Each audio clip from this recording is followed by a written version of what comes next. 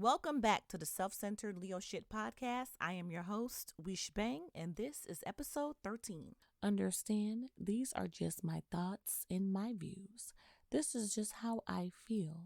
It is okay to agree to disagree. Take it with a grain of salt. You do not have to hang on my every word. We all here for a good time, not a long time. So sit back and enjoy. So I was watching some clips. I don't know if anyone knows this, but I'm a big hip hop lover. I am a student of hip hop. I'm a student of music because I understand how important it is for our brain waves to be connected to sound. And when you hear good music that moves you, or good music that gets to your core or can touch your spirit, when you hear music that can make you cry. And because of this, we understand why different songs just hit different. Like we hear a track and suddenly all our moods has changed. We're shifted. You're gonna clean your house. You got a playlist for cleaning the house. You can hear a song that reminds you of someone. Now you gotta text or call somebody because a song just put them in your mind.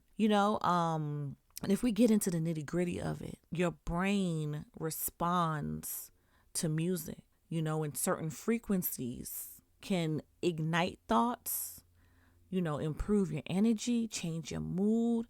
It's crazy.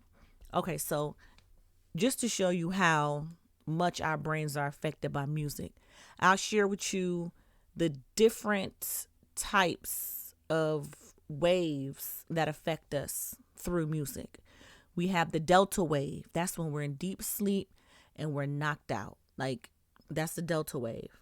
And, we use certain songs like the sound of rain, the sound of the ocean waves, breeze blowing, just white noise to help us get there, right? Then we have theta, where we're dreamy, meditative, almost like we're journaling and zoning out, right? So that's like our daydreaming, intuition, a vibe.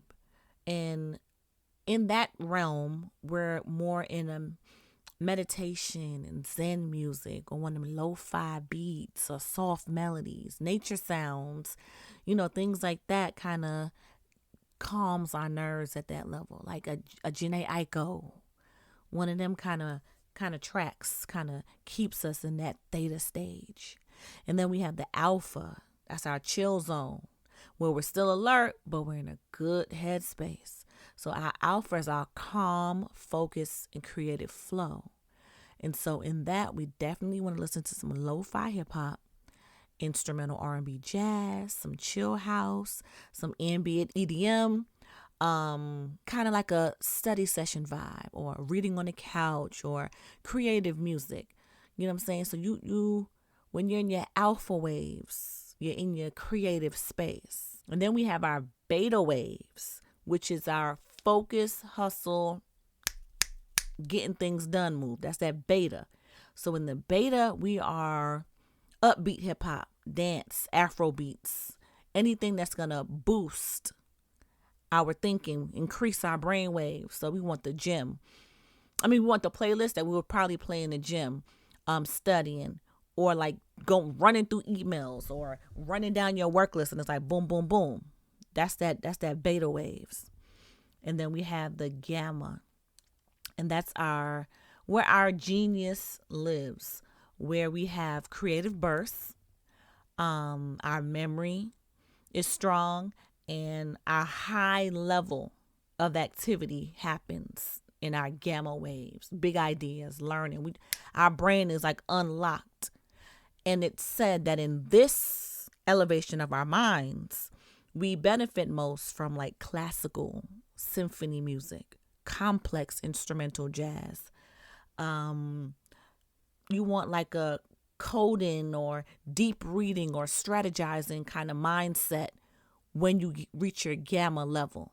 As a lover of music, you tend to pay attention to each stage, and you tend to kind of track what your frequency level is, So just as an interesting fun fact for you guys, if you want, you can check your frequency. What frequency are you on today?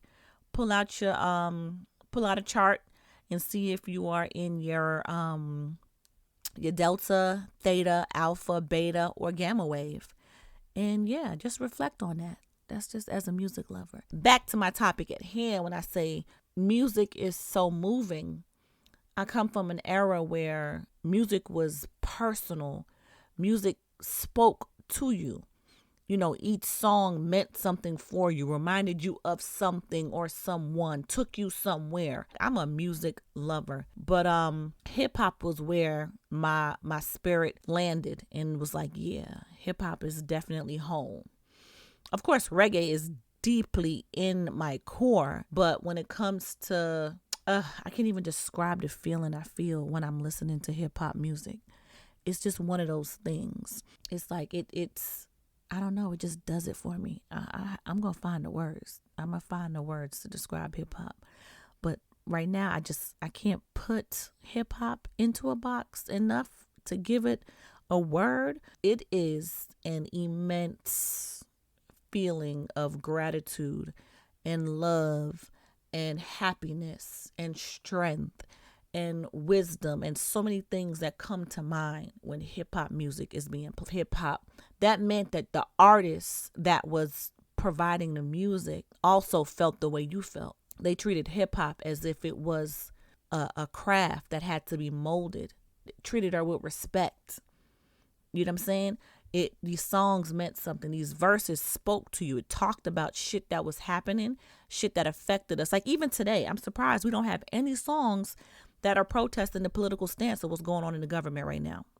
We don't have any songs that are speaking to what's happening in politics and the changes. And we don't have any songs that from young artists that are speaking to those things today. Like we had NWA, we had Public Enemy, we had all the New York artists, our Eric B and Rakim, Jay-Z, Nas, KRS-One. Like we had artists that were speaking truth to power, and you felt it in your core, and it just meant so much to us. And so growing up, amongst my favorites of all time, you know, it's always my Jay-Z. Y'all know I love Hove. Big Hove.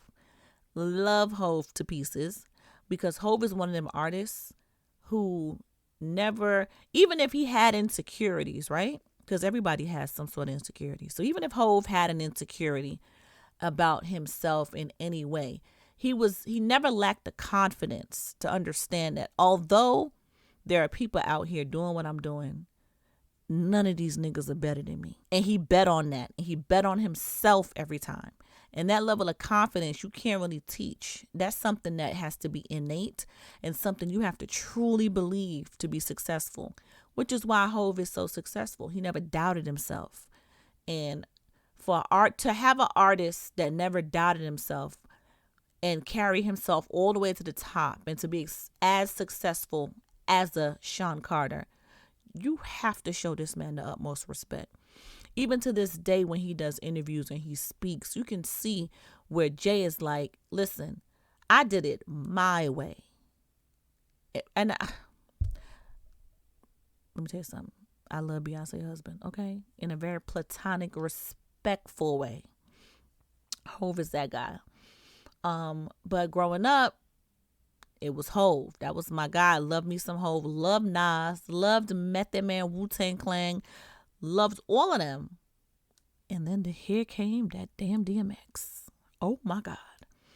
I probably was in middle school when Get At Me Dog first came out. Let me see what year that song came out, because I had to be in middle school, because I remember stealing my brother's Dirty Harry mixtapes. Yeah, I don't even know if y'all know about Dirty Harry mixtapes. But I used to steal my brother's Dirty Harry mixtapes. Yeah, I was in middle school when that song came out.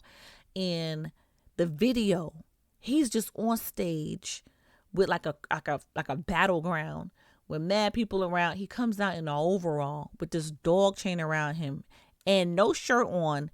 And middle school age me fell in love with DMX. Okay, loved him. Been a diehard DMX fan ever since.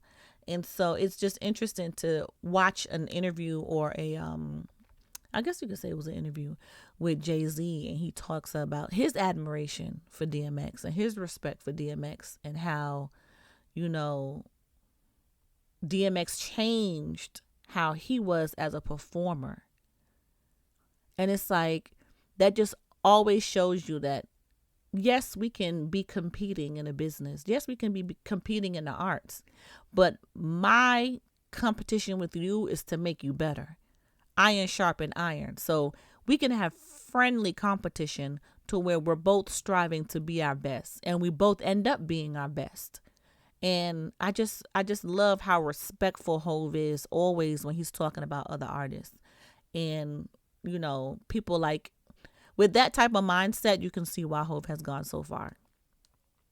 And then after my DMX era, even though it's always love Earl Simmons to pieces, 50 Cent came out with them different mixtapes, How to Rob, a lot of them DJ Clue, not DJ, yeah, it was DJ Clue and Who Kid, a lot of those mixtapes. And 50 was just wilding on the mixtapes. He was just talking crazy about everybody. And back then, that shit was kind of fire. It was like, this nigga just came out on the song and just blacked on everybody. And everybody was just, fucked with it. And so, Get Rich or Die Trying was one of them albums that truly could stand the test of times. It was just an amazing body of work in its totality.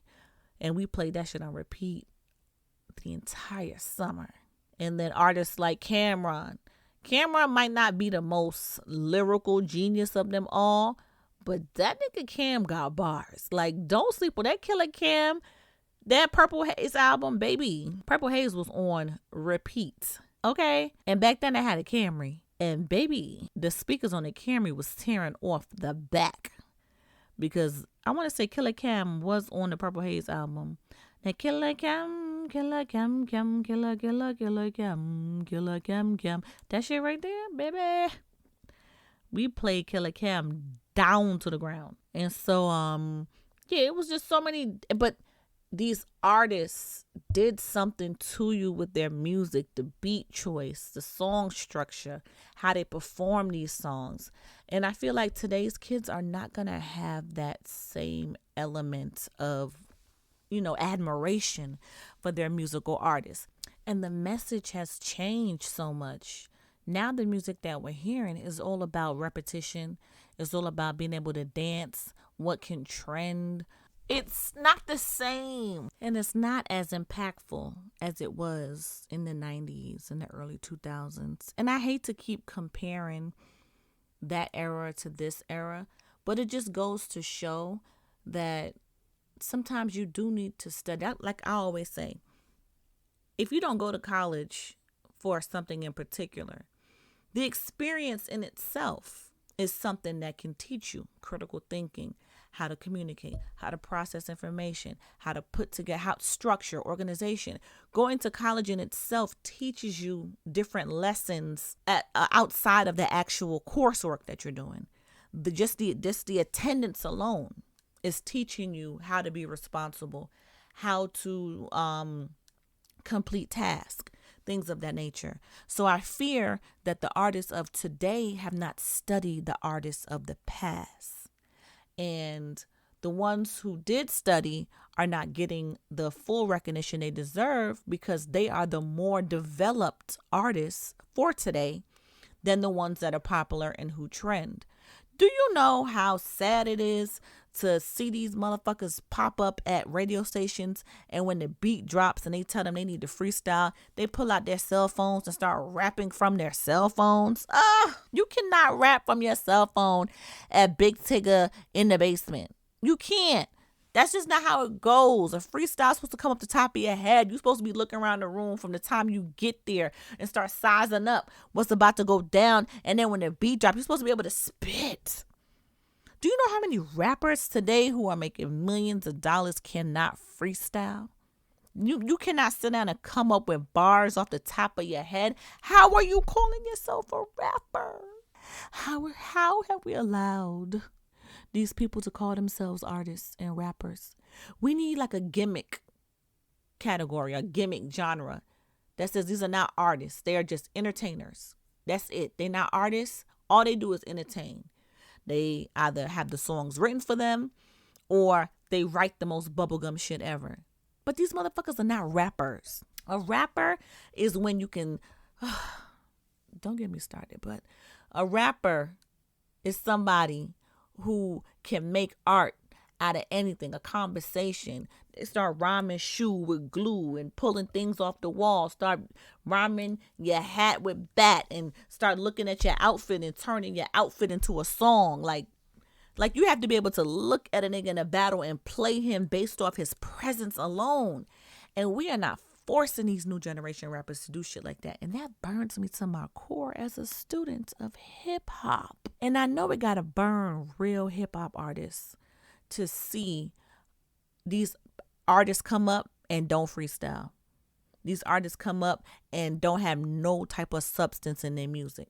Not one artist of this generation today has written a song, a political song, to speak to the community. It's like, where that music used to be the voice of the people. But this day and age, these record companies have convinced these artists that no, you are a puppet. We're going to give you the money and you just put out the songs that we want to hear, that we want the people to hear, or what we think is going to sell the most. It's going to sell the most records. And in their mind, it's like you sell your ability to use your voice for what's right for money. So now you have all the diamonds, you got all the cars, you got all the clothes, you can buy all the drugs, you can buy all the friends, but your legacy is nothing. You've contributed nothing of substance to the world, and the music that you did put out is so trash, we're going to forget it. A lot of these new artists, we're going to forget. We're not going to be playing their music forever. A lot of these new artists, some of them already gone. Their songs got played for the summer, got played for that season, and then we never heard them motherfuckers ever again. That's what's going to keep happening. We're not going to have any catalog of music that feeds generations to come. We don't have another We Are the World. We don't have another songs like Michael Jackson, What About Us? We don't have any hip hop NWA songs, Fuck the Police ass song. We don't have those songs anymore. We don't have songs that's coming straight at niggas' necks. That's demanding change. That's fighting the powers. That's influencing a culture and a generation of people to get up, get out, and do something. We're not going to get another Aquemini. We ain't got no more Outkast. We ain't got no more Goody Mob. We don't got no more Arrested Developments. No more Tribe Called Quest. We're not going to see another girl band like Destiny's Child, TLC. None of that. This generation of music is slowly dying, that it's scary. That when it comes to music, all we going to have is 60-second clips from TikTok. We never going to get a whole 3-4 minute song ever again. They tried to shit on GNX, but Kendrick Lamar put out full songs. We never gonna get a song with a third verse ever again, because these niggas don't know how to rap for a third verse. They run out of material by the second verse. Like, hip hop is on the line. Hip hop is in jeopardy right now. And it got sold out. Hip hop truly got sold out. All the record label owners are white men. And if it's not them, it's their sons. And if it's not their sons, it's their brothers, it's their nephews, it's their cousins. White men have put their hand on the culture and took it over. And nobody is even paying attention to that. Trapping artists in these terrible ass deals, throwing money at them so they look rich, but on the back end, they really don't have shit. It's just like, what the fuck happened? And now music is damn near being marginalized. We only getting to hear the shit that is selected. We only getting to hear the music that's going to get the most TikTok views and TikTok shares. So all the songs that have substance, they don't make the cut anymore. So if you got a song that has actual substance inside of it, baby, just put it on SoundCloud, because the mainstream don't want to hear it. Can you imagine? We'll never get another I Know I Can Be What I Want to Be. No Nas. None of that shit. All these songs that are coming out now are going to fry our kids' brains, our grandkids' brains, if something positive in music doesn't happen. If there's not a shift where we go back to good music, where we go back to music with substance. Music used to be able to turn on a song and it brought you immediately back to a time. When you hear Summertime by Will Smith, it brings you back to a time. When you hear songs like Hard Knock Life from Jay-Z, it brings you back to an era. When you hear One Mic by Nas, it brings you back to a time. These music today, I don't even know who these artists are. Some of these songs, I couldn't tell you who sung it and where it came from. They just trend, we click the button, they get shared, and we move on. I can guarantee you right now, if you turn to your children and ask them who is their favorite artist, they probably don't even have one. Or if they're anything like my daughter, they probably one of them little Korean band boys, ATs or the other ones. I forgot the name of the other ones. They don't have a favorite artist. They not even checking for hip hop. They not checking for hip hop, y'all. What the fuck? And I say this to say, like, I miss hearing real rap. And unfortunately, I ain't even talking about Young Money. Cute as Young Money was not real rap. I said it. They weren't. And it's no shade to them. But it's the mere fact that where was the substance? Nicki got one of the best flows in hip hop. Not for a woman, not in hip hop. Nicki Minaj flows better than the boys. But to this day, Nicki has yet to provide us with a song that has substance in it. One that we can champion as women, as mothers, as music lovers, as a culture, as a generation, as a society. Nicki don't got not one song that brings us back to a time like Queen Latifah's Unity does. UNITY, that's a unity.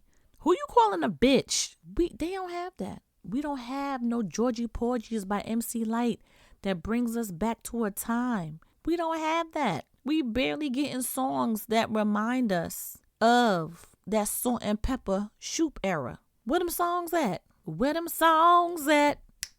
That's what we need to be talking about. Where's the music? Where is the music? Matter of fact, that's the name of this episode.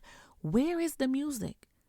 Because the music has slowly disappeared and nobody said shit. We just let that motherfucker happen. We just let it happen. And we got sidetracked. We got comfortable and we got very complacent. We got tricked into thinking that things had changed and times had changed and nothing changed really. And that's scary. Because either we're at our end of evolution or we are at the start of a new evolution. But we have to figure out where we fit in all the changes that are being made that don't benefit us. And it started by letting them get into hip hop and kill hip hop. Kill hip hop from the inside out. They bought the record labels. They ran the companies and they slowly but surely took time and killed hip hop. And we watched it die. We watched it die. And we supported the machine without even realizing it. We gave up to the machine and didn't even realize it.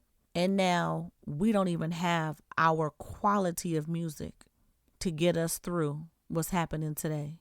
There ain't a song we could turn on right now that can speak to us during this time that reminds us that as a people, we're stronger together. As a community, we're stronger together. Songs that remind us how much we need each other. Remind us of how much we have to keep respecting and honoring each other. We don't have any music that's saying that anymore. If it ain't a trend, it ain't happening. And that's scary. That's scary. As a hip hop lover, I watch the Joe Budden podcast and I watch them try so hard to make whack music sound good. I watch them try to convince themselves that the whack shit that's being put out right now is official enough to have commentary about it. It's like, no, there is zero quality of music out right this minute. Every song that we're playing are just songs that are for the moment that we're probably going to forget. And it's sad. Anyway, this rant wasn't supposed to be this long. I was just coming on here to talk about hip hop, and that's how important hip hop is. That's how special hip hop is. And I wished everyone protected hip hop and loved hip hop in a way where we should have gatekept so many things. We should have made it hard for niggas to get in. Only because we had to preserve how raw hip hop truly is and how rugged hip hop is supposed to be and how heavy hitting. We're never going to get another Wu-Tang Clan ever, ever, ever, ever. And I'll close with this. As a student of hip hop, as somebody from the Bronx, as somebody with Jamaican culture, as somebody who my ear for music is real. Like, I hear music differently. I don't know. I wish I could play instruments the way I hear music, because I hear music in a way that I don't know how I can describe how I hear music, but I should have been an A&R, honestly, because some of these songs would have never made it out the motherfucking conference room. Them niggas would have been dancing on the table, twerking for dear life, and not nan song they played would have made the cut, because some of these songs are just insufferable. Should have never been on the radio. But that's just me. But I wish we gave hip hop the respect it deserves. I know there's a way to save hip hop and to bring it back to the forefront. But the thing about it is, ownership has to change. White men cannot own hip hop. White men should not own hip hop. And I'll leave on that note right there.